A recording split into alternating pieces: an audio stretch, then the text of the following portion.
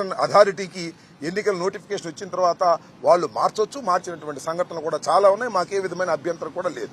కానీ మార్చిన తర్వాత ఎక్కువ జరిగాయే, ఎప్పుడు లేని విధంగా. గత ఎన్నికల్లో లేదు, అంతకుముందు 14 ఎన్నికల్లో లేదు ఇంత హింస. ఇవాళ అధికారులు మార్చిన తర్వాత హింస ఎందుకు జరుగుతూ ఉంది? కారణం ఏంటి? ఒకటి, మేము అనుమానపడుతున్నట్టు మీరు మార్చినటువంటి అధికారులకి, ఇంక్లూడింగ్ డీజీపీకి కూడా సరైనట్టు అవగాహన లేదు రాష్ట్రం మీద. అలాగే ఎస్పీలు కొత్తగా పెట్టారు, వాళ్ళకి సరైనటువంటి అవగాహన లేదు, ఏ ఊర్లో ఏంటి ఉంటుందని. అవగాహన లేనటువంటి మా ఆఫీసర్లు వేశారు. దానివల్ల అవగాహన లేకపోవడం వల్ల యాక్షన్ తీసుకోలేకపోయారు. నేను ఇప్పుడే డీజీపీ గారిని కలిసినప్పుడు అన్నాను, నేను ఎన్నికలకు ముందు వచ్చాను, అసలు మెన్ డిస్ట్రిబ్యూట్ చేసేటప్పటికే నాకు టైం సరిపోయింది అన్నాడు. అంటే ఆయన పరిస్థితి ఏంటి చెప్పండి? డీజీపీ గారి పరిస్థితి, మెన్ డిస్ట్రిబ్యూట్ చేయటంకే నా కాలం అంతా అయిపోయింది, ఇంకా నేను దృష్టి పెట్టలేకపోయాననేటువంటి పరిస్థితికి వచ్చిందంటే ఎన్నికల కమిషన్ మార్చినటువంటి అధికారుల వల్ల ప్రజాస్వామ్యానికి లాభం జరిగిందా, నష్టం జరిగిందా ఆలోచించుకోవాల్సినటువంటి అవసరం ఉన్నది, రివ్యూ చేసుకోవాల్సినటువంటి అవసరం కూడా ఉన్నదని ఈ సందర్భంగా నేను చెప్పదలుచుకున్నా. చాలా ఘోరమైనటువంటి పరిస్థితులు క్రియేట్ అయ్యాయి ఎన్నికల రోజున, ముఖ్యంగా పోలింగ్ డే రోజున చాలా అరాచకాలు జరిగాయి. ఇవాళ ఏం యాక్షన్ తీసుకున్నా ఏం జరుగుతుందని చెప్పండి?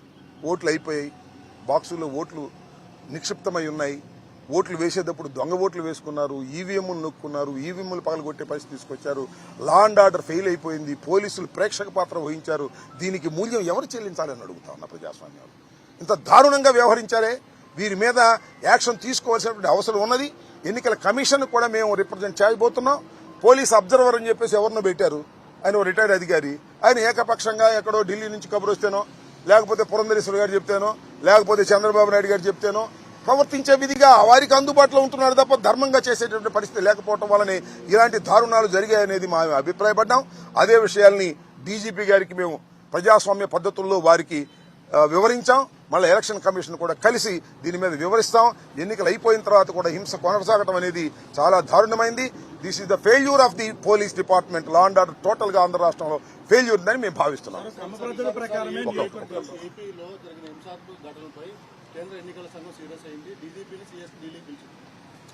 అంటే దానికి అర్థం ఏంటి?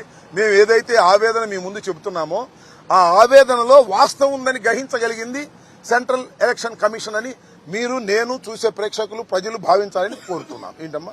నియోజకవర్గాల వారీగా క్రమ పద్ధతి ప్రకారం దాడి జరిగింది. పల్నాడు జిల్లాలో, అనంతపురం జిల్లాలో కావచ్చు, గన్నవరం, కర్నూలు లాంటి చోట కూడా పర్టికులర్ గా టార్గెట్ చేసి దాడి చేశారు.